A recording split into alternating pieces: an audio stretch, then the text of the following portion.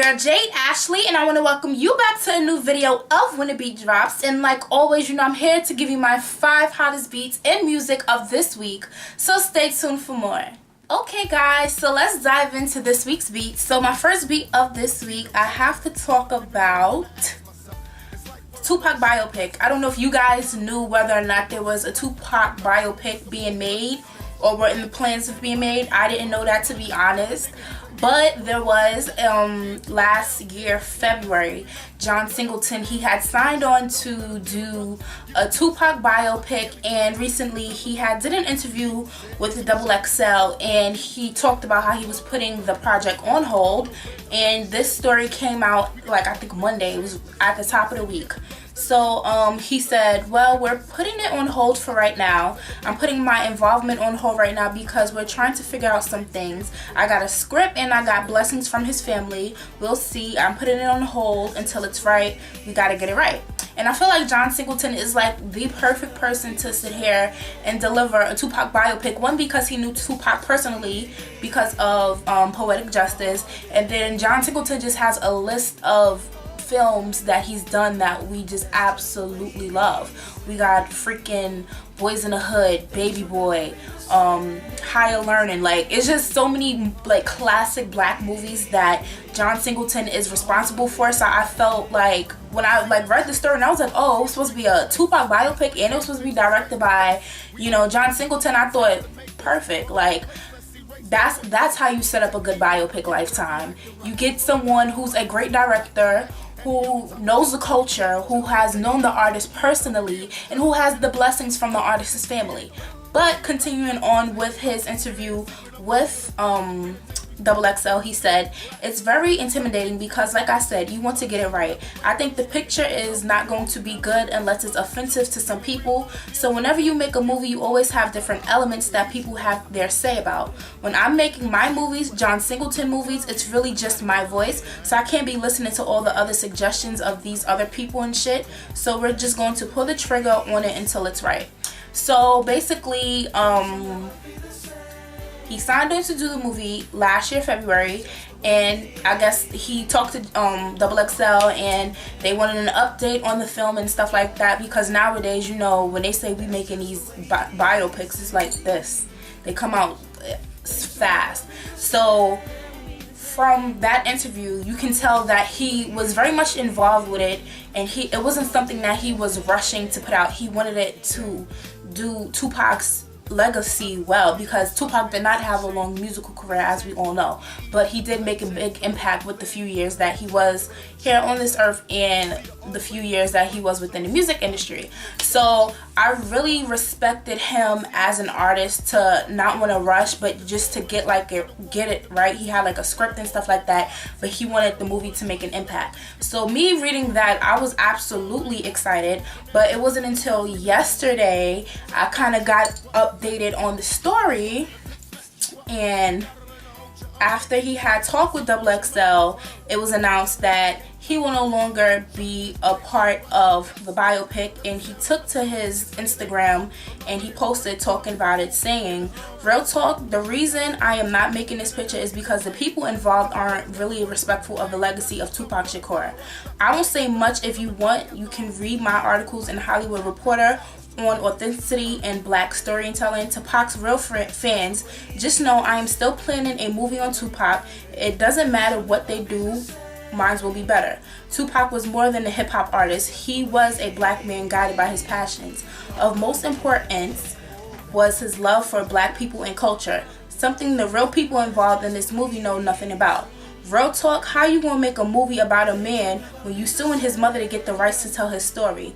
They have no true love for Tupac, so this movie will not be made with love. And that's why my ass isn't involved. If Tupac knew what was going on, he'd ride on all these fools and take it to the streets, but I won't do that. I'll just make my own project. What y'all think about that?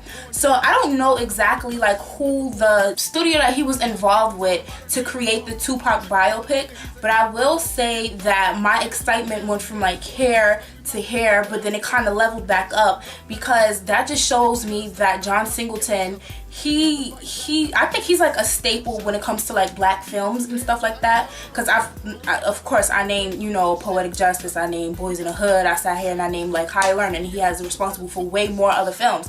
So but those are like classic films, so I feel like he's true to his craft, and he doesn't want to just put out like a shitty film. So at some point in time, like for him to go and say, yeah, I'm gonna make this film, but you know, I gotta get it right, and then literally a few days later, this is all within the same week, he says, you know what, I'm not working with this whatever company who's behind this biopic, I'm not working with them anymore because they don't have real love for it, and I want to do it properly, and I want to, you know, do his legacy justice. And Tupac has been going for years now, so it's like now you can't put out like a shitty biopic. So I kind of like respect him for that. So I don't know what the whole situation is with this whole Tupac biopic, but I mean, it's way long overdue, because you know, we have Notorious, so we have our Biggie biopic, so it's like, where's Tupac biopic?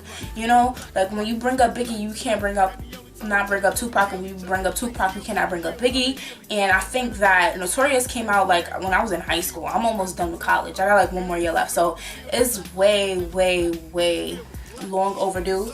So he won't be working with the studio that's in charge of it, and I'm sorry, I don't know it right now. But whatever I'll do is I'll put like further information below stating which studio is supposed to, you know, which studio is involved with this current Tupac biopic.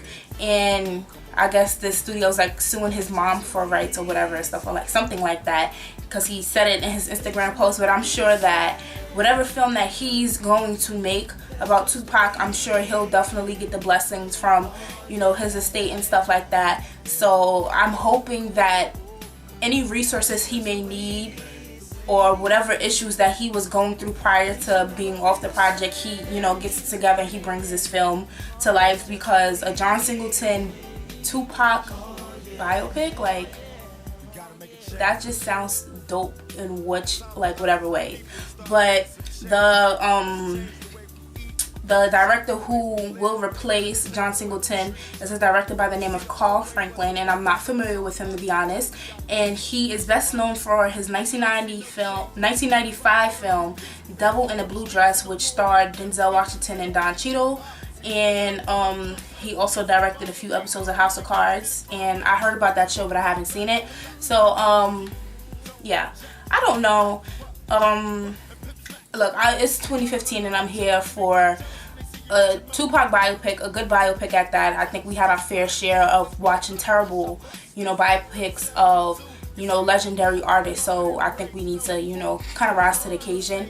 And so far, these seems like that these are films that will hit the big screen, so we don't have to, like, you know, kind of degrade these artists' legacy by making them made-for-TV movies. So good luck to John Singleton with his Tupac biopic and everything, and I'm really looking forward to it. Like, that's all I can say about it. So yeah, so moving on to my second beat of this week, I have to talk about Frank Ocean. Yes, we haven't heard about Frank Ocean in a while. I've been thinking about you.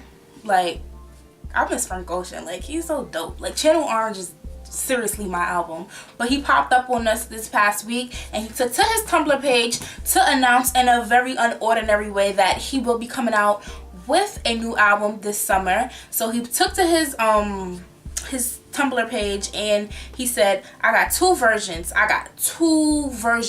Hashtag issue 1, hashtag album 3, hashtag July 2015, hashtag boys don't cry. And then that sent everybody into a frenzy, like, oh my gosh, Frank Ocean is coming out with a new album and it's called Boys Don't Cry and it's coming out in July. But it was later revealed by reps to Billboard that the album will be coming out in July of 2015. Well, this year. But the album will not be called Boys Don't Cry because there's no official title to the album. So I'm absolutely excited for a new Frank Ocean, you know, album. It's been a while. I think the last time I remember hearing like about him wholeheartedly in the news was when him and Chris Brown got into like some altercation in the parking lot of a studio or whatever the case may be. Is that the last time I heard about Frank Ocean? I hope it wasn't, because I feel like that was so long ago. But then I did say he was MIA.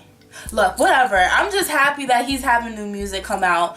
Like I previously stated, Channel Orange is definitely my album. So I'm excited, and because this is April, and before you know it, July will be here, I'm looking forward to, you know, a first and second single to drop, you know, before the album comes out. So shout out to Frank Ocean. I am excited for your next album, and come on, let's bring them hits, okay?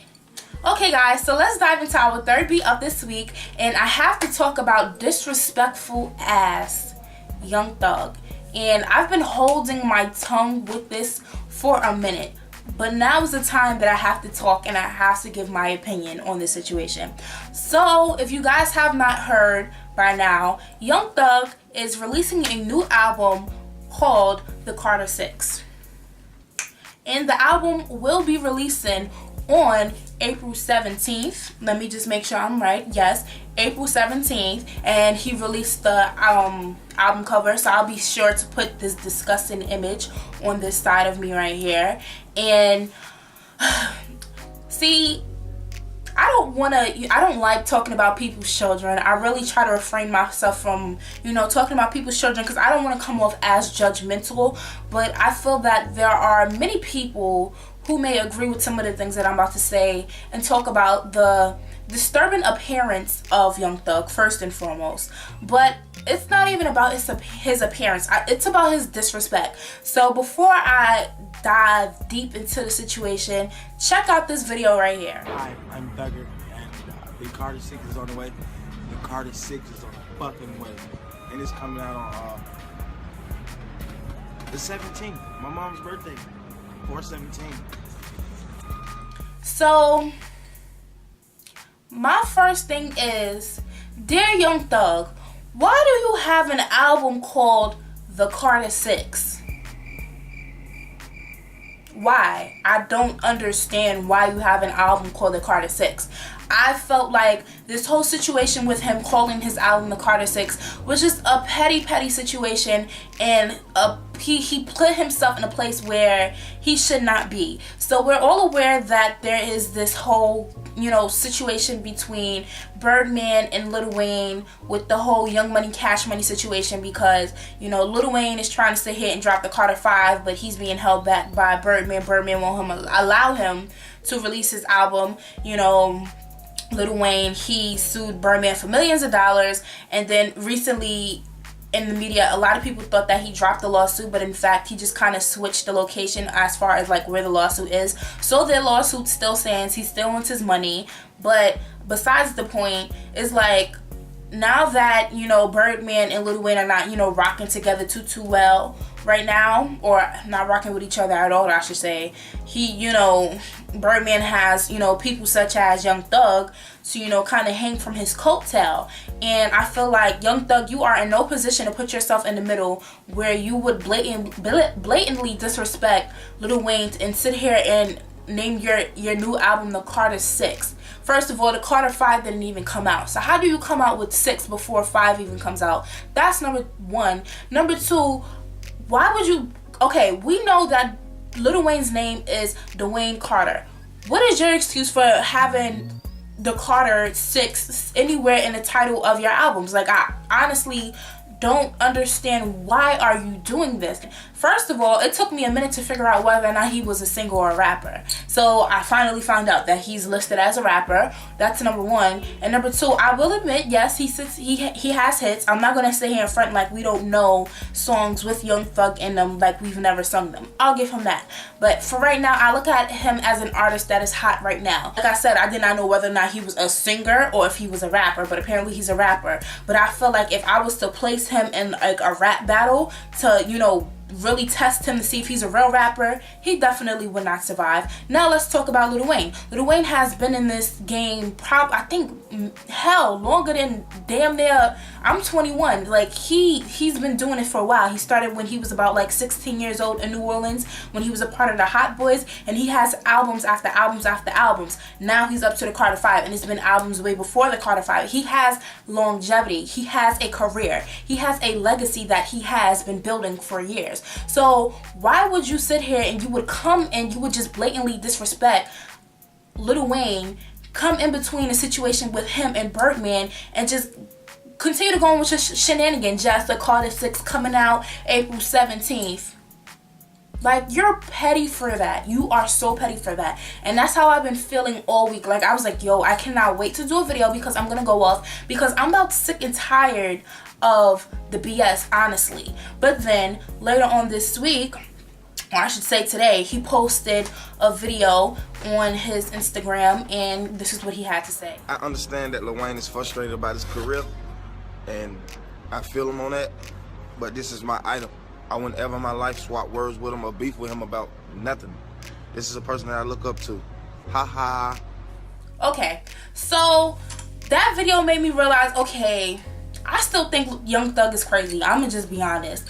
But that made me think that he had like a pint size of, you know, common sense and stuff like that to say that Lil Wayne is my idol, I look up to him and stuff like that. But the shady part of his statement was, I know he feels some type of way about his career. I don't think there's anything wrong with his career. I don't think he's worried about his career. This man is just worried about releasing his album the proper way, because everyone has been waiting for this album, and this is just him getting his money. Simple as that. But as far as like him feeling a certain way about his career, I would feel some type of way about my career if I was you, Young Thug. But I felt like his statement was half good and half bad. I felt that it was shady because, you know, Lil Wayne, he did make a statement and say F Young Thug and stuff like that or whatever with this whole Carter 6, you know, situation, as he should.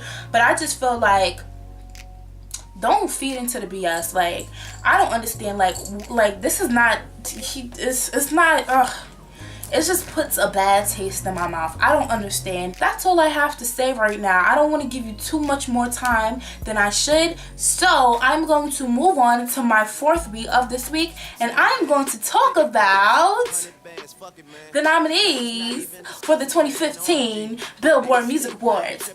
And now I feel like the Billboard Music Awards is definitely one of the award shows that are like up there, because, you know, a lot of people, a lot of artists pay attention to their rankings on Billboard, and, you know, they want to make, you know, Hot 100 top, you know, hip hop album, top hip hop albums, top R&B album. So I feel like, you know, the Billboard Music Awards is definitely one of the most important award shows of the year when it comes to, you know, music awards and stuff like that. So they released their you know, what's that, their list of nominees for this year's award show. So I'm not going to read everything, but I will read a few categories, and I will start with the top artist category.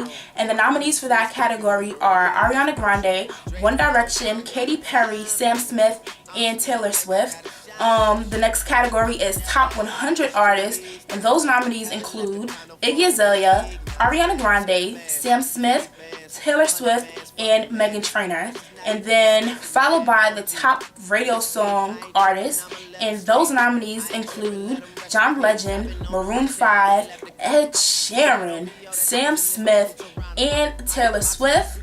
Moving on to Top R&B Artists, we have Beyonce, Chris Brown, John Legend, Trey Songz, and Pharrell Williams. We then move on to Top Rap Artists, and we have Iggy Azalea, J. Cole, yes, 2014 Forest Hills Drive, yes, Drake, Nicki Minaj, and Ray Shremmerd. I ain't got no title. Alright, then we move on to Top R&B Album. We have Beyonce with her self-titled album, Beyonce, Chris Brown with his latest album, X, Michael Jackson with Escape, John Legend, Love in the Future, Pharrell Williams with Girl. Then we move on to Top Rap Album, J. Cole, 2014 Forest Hills Drive, which is an awesome album, and if you have not seen my review for that album, I will link that video below. Then we have Drake. If you're reading this, it's too late. Now that is a poppin' mixtape. I absolutely love it, and I did not do a review on it, but I did a first impressions video on it, so I'll be sure to link that somewhere as well. I absolutely love that. It's a mixtape, actually. It's not an album, but, you know, when I talked about it, I said that's more like an album than a mixtape. And Nicki Minaj, The Pink Print, I have an album review on that.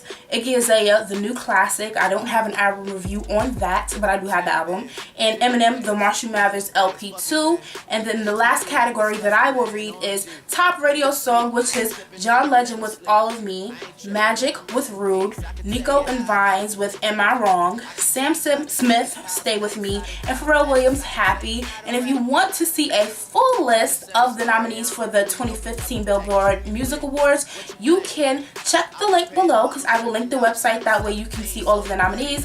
And the Billboard Music Awards will air from the MGM Grand Arena in Las Vegas on Sunday, May 17th at 8 p.m. on ABC, and I will be tuned in. And even though May is not here yet, you guys can expect for me to talk about it when it gets there, and I will remind you when it will come on. So yeah, now moving on to my fifth beat of this week, I will talk about, I don't have a fifth beat of this week. I'm sorry guys, I really don't have a fifth beat of this week, and I searched high and low, but it was nothing that I really wanted to talk about for like the fifth beat that I felt was, you know, worthy of being like a full topic. I mean, there's been things that's been going on, I mean, in music. I'm sure you guys heard about the whole Justin Bieber all over Ariana Grande situation and the alleged tweets from Big Sean, but honestly I don't feel like that's that big of a deal. You know, Justin Bieber is rumored to be dating Kendall Jenner, and I mean, if he is, good luck to him. But I feel that, you know, Big Sean and Ariana Grande are very much solid in their relationship, so I'm not worried, not one bit about that situation. Another thing that happened in music this week, I read something with Mariah Carey actually being a part of a Christmas movie, which I feel is very much form-fitting for her, because, you know, we all know that Mariah Carey, her favorite, you know, holiday, she's very big on holidays, but her favorite holiday of them all is Christmas. And of course, you know, every Christmas we listen to her classic song, All I Want for Christmas Is You. Like, she never has to make another song in her life, because that song will forever, that will be on repeat, especially come holiday time. What else happened big in this industry? Well, big in music this week. You know, last weekend, Plies, he was on stage in, I think, Tallahassee, Florida, or something like that. And, you know, he was, you know, performing and stuff, and there was a fan on stage, and, you know, he got in his face and he got thrown off, you know, the stage and stuff like that. That was very much a big thing. But, you know, it's been like little stuff here and there that I'm sure we all heard about. I mean, I'm mentioning it right now. So I guess this whole fifth beat can be like a little fireball type of thing, where I just throw little stuff here and there out there, but not anything that's, you know, big enough for me to make it a full-blown topic. So, I mean, yeah, that was my first time ever doing anything like that for the fifth beat. So, but those are my, you know, hot beats of this week. So, yeah. Okay guys, so I want to thank you for tuning into this week's video, and like always, you know, I have to end every video by reminding you guys to comment on my videos, like my videos, subscribe to my channel, and share my videos with others. And I don't have any notes to leave you guys with this week, but I do have to leave you with my song of the week, and I would have to give my song of the week to my Aquarius sister, Tinashe. She recently released a music video to her single, All Hands on Deck, which appears on her debut album, Aquarius, which was released last year. And I absolutely love the video. It's like, she just puts so much into it. You can just tell from the fashion, location, dance moves. Like, I just love everything about it. And I'm the type of person, like, if I really love a music video, I can easily love the song as well. So I'll be sure to post a video so you guys can check it out. And I'll see you next week. Bye. Goodbye, she's dead and gone, dead and gone.